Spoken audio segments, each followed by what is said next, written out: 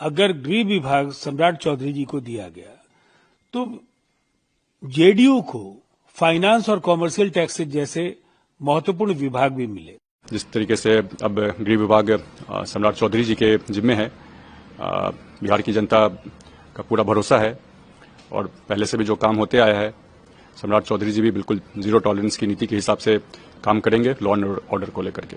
सम्राट चौधरी जी जो वित्त मंत्री भी थे, अब गृह मंत्री भी हैं और डिप्टी चीफ मिनिस्टर हैं। बिहार के मुख्यमंत्री नीतीश कुमार जी ने संतुलित गठन किया है बिहार के मंत्रिपरिषद का।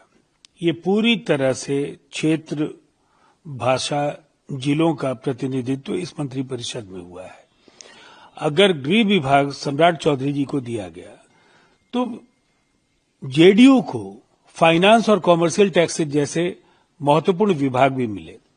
और एक तरफ जब एग्री इंफ्रास्ट्रक्चर में 1 लाख करोड़ रुपए के निवेश की बात हो रही है, विराट औद्योगिकरण का रोडमैप बिहार के सामने है, इसके साथ ही 1 करोड़ रोजगार देने की योजना है।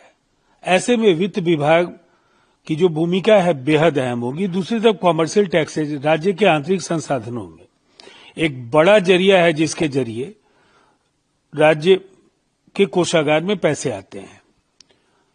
दूसरी तरफ मुख्यमंत्री तो अंततः नीतीश कुमार जी हैं, हर महत्वपूर्ण फैसला उनके द्वारा लिया जाएगा, संचिकाएं आखिरी निर्णय के लिए उनके पास आएंगी। और सम्राट चौधरी ने क्या कहा, वो नीतीश कुमार जी के गवर्नेंस के मॉडल को ही आगे लेकर जाएंगे। तो इसीलिए इस तरह के जो बयान लग रहे हैं और जो एक वातावरण बनाने की कोशिश होती है, वो पूरी तरह से निराधार है।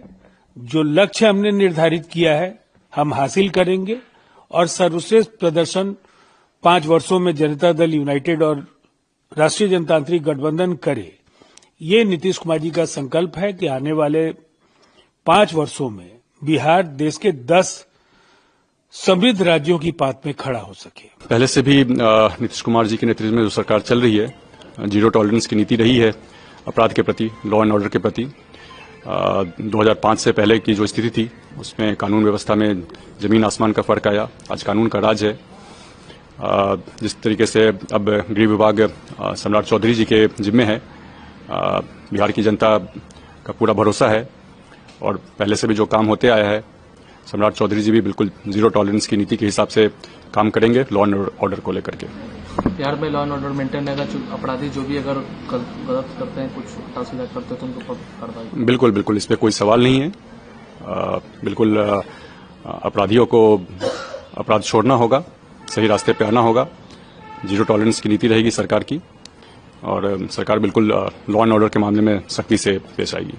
बिहार में नीतीश कुमार जी के नेतृत्व में सरकार बनी है और भारतीय जनता पार्टी के पास कई विभाग इस बार बीजेपी कोटे में आए हैं।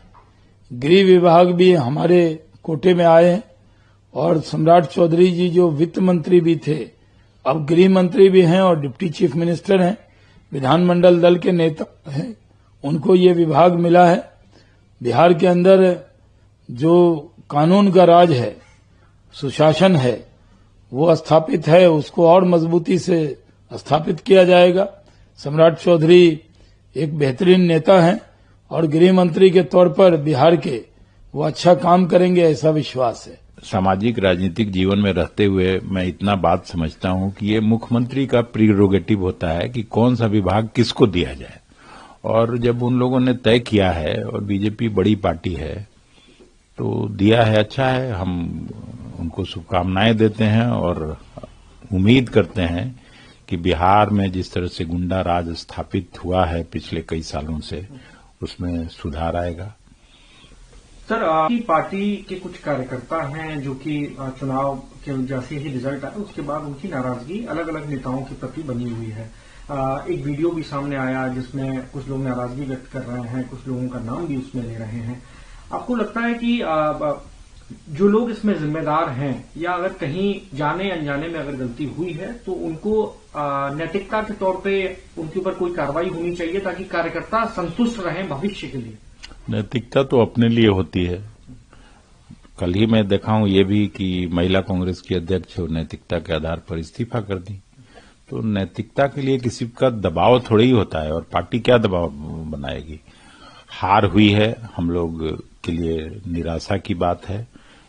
इसका हम लोग इंस्पेक्शन करेंगे खुद भी, किन कारणों से हार हुआ, और मुझे लगता है कि जो कांग्रेस का लीडरशिप है उसको गंभीरता से देख रही है।